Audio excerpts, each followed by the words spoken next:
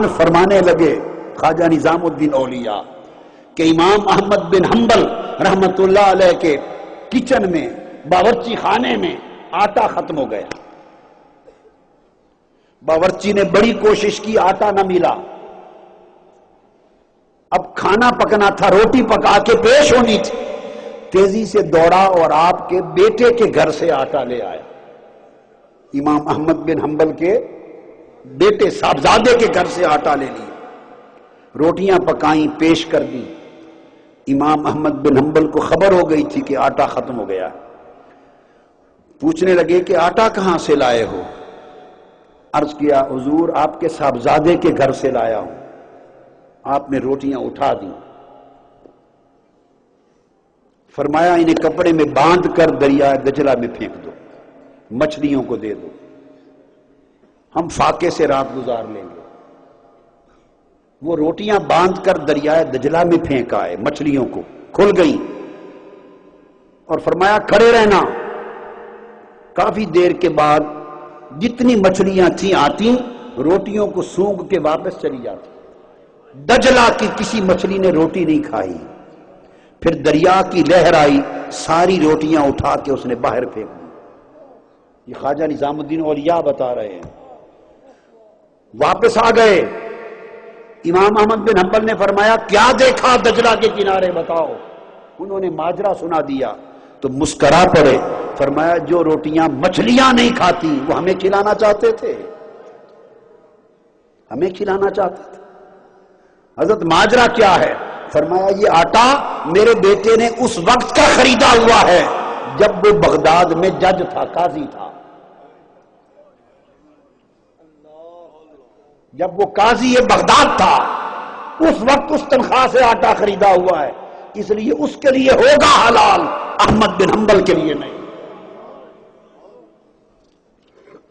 ارے جب زہد اور ورع کی کیفیت یہ ہوتی ہے تو حجابات اٹھتے ہیں، پھر قربتیں ہوتی ہیں، انوار و تجلیات کا محبت دل بنتا ہے، پھر معرفت نصیب ہوتی ہے، پھر معرفت سے اٹھا کر مقام محبت، مقام عشق کے ان منزلوں پر بندے کو لے جایا جاتا ہے کہ پھر جس کی کسی کو خبر نہیں ہوتی، پھر بندے کا دل عرش الہی پہ طواف کرتا کرتا اس سے بھی اوپر نکل جاتا ہے۔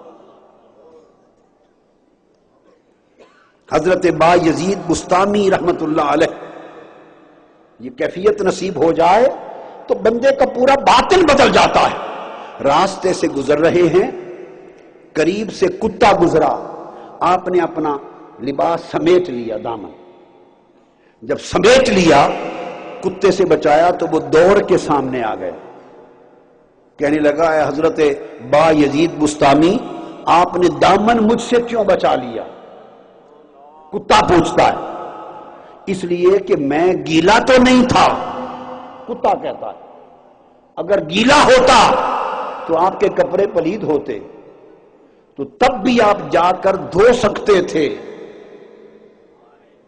پلید ہو جاتے تو دھو لیتے، میں تو خشک تھا، اگر مسخ بھی ہو جاتا تو پلید نہیں ہونے تھے، تو آپ نے میری پلیدی سے کپڑوں کو بچایا، اور اس تکبر کی پلیدی جو اندر ہے اس سے خود کو نہیں بچایا۔ کپڑے بچاتے ہو پلیدی سے، نہیں تکبر کی پلیدی سے من کو صاف کرو۔ سلطان با یزید بستامی تڑپ اٹھے، اب یہ ہے کہ کس طرح سبق ملتے ہیں۔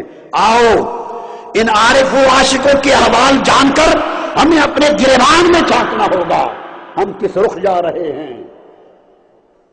پھر سبق وہ کیسے لیتے تھے؟ بیٹھ گئے اور کتے کو کہنے لگے کتا مجھے کچھ دیر اپنی صحبت میں رکھ، کتے مجھے کچھ دیر اپنی صحبت میں رکھ تاکہ میری اصلاح ہو جائے۔ اس نے کہا نہیں، آپ میری صحبت میں رہنے کے قابل نہیں۔ فرمایا کیوں؟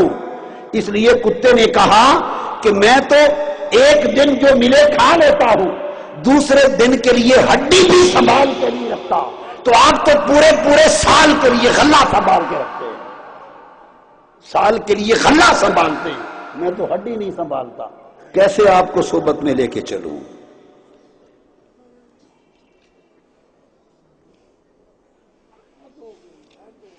کیسے صحبت میں لے کے چلوں؟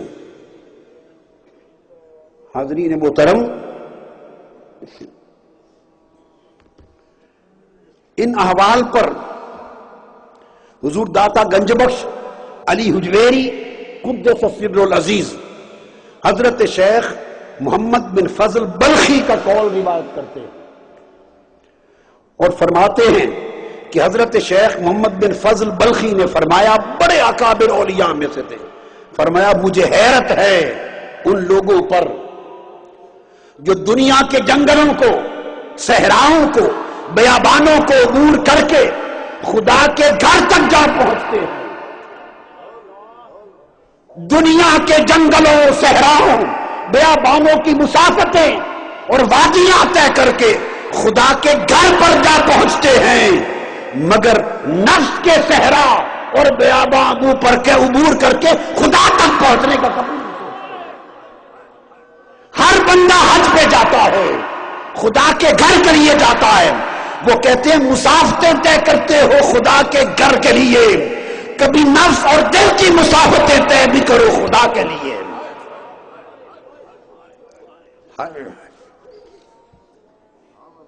ہائے، کوئی خدا تک پہنچنے کی فکر نہیں کرتا۔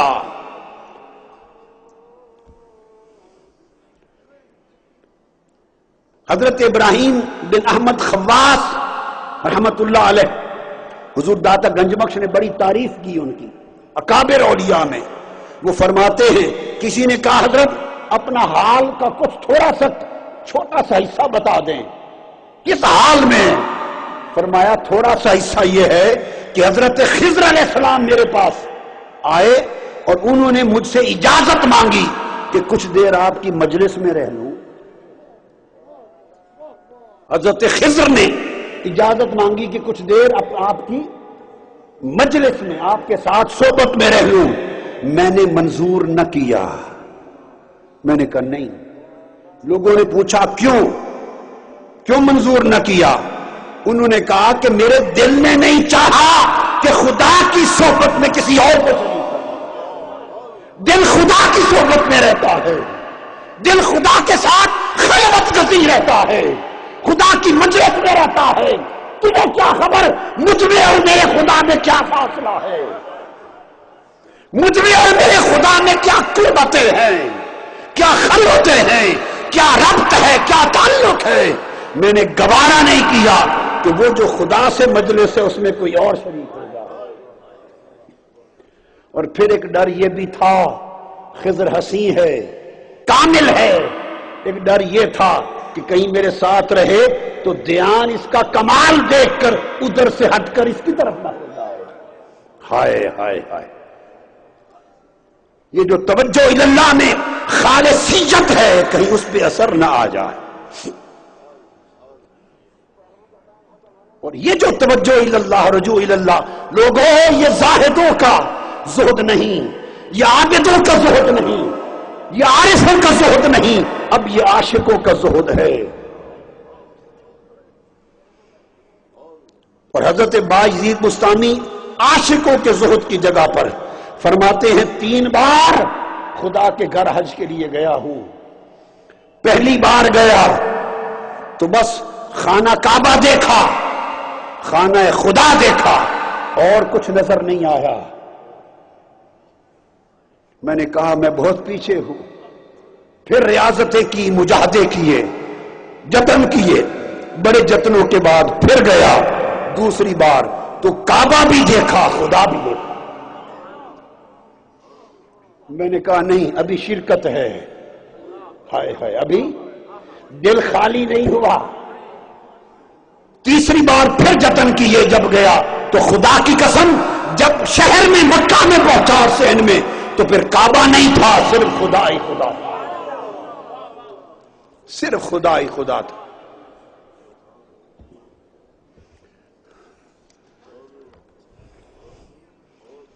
میں نے عرض کیا یہ کیفیتیں وہ ہیں کہ جب تک آپ پوچھیں کہ یہ زہد نصیب کیسے ہو، میں بتا چکا کہ جب تک عشق کی آگ نہ چلے دل میں۔ اولیاء کہتے ہیں کہ عشق کی آگ ایک ایسی آگ ہے اگر جل جائے تو سوائے محبوب کے جو داخل ہو اسے جلا دیتی ہے، جو داخل ہو جلا دیتی ہے۔ کوئی شے زہد کو زہد کامل نہیں کر سکتی سوائے عشق الہی کے۔